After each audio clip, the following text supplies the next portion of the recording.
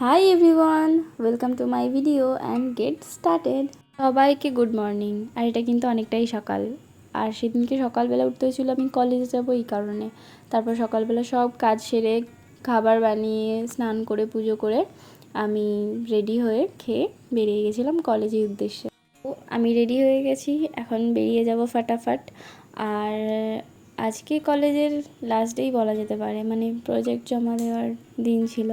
তো আমি, প্রেরণা, বৈশাখী তিনজনই যাচ্ছিলাম, আরও সবাই এসেছিল, মানে সবার সাথেই মোটামুটি দেখা হয়েছিল।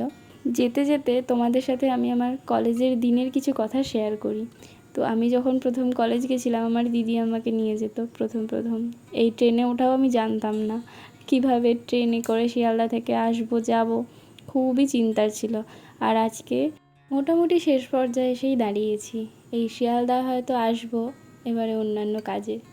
দিনগুলো কেমনভাবে চলে যায়, সেই দিনই মনে হচ্ছে আমি দিদির সাথে হাত ধরে আসছি কলেজে। আর এতগুলো দিন পারও হয়ে গেল। যাই হোক, কলেজে আমি আমার দিদির জন্য এই মেয়েটাকে পেয়েছিলাম।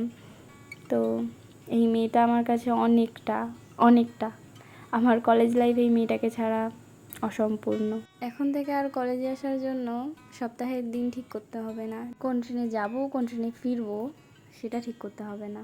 শিয়ালদা স্টেশনে ওয়েটিং জোনে ওয়েট করতে হবে না, সেই দাঁড়িয়ে থাকা, সেই আমার ট্রেন সব সময় লেটে ঢোকা আর প্রেরণার ট্রেন আগে ঢোকা, এই জিনিসগুলোকে বড্ড বেশি মিস করব।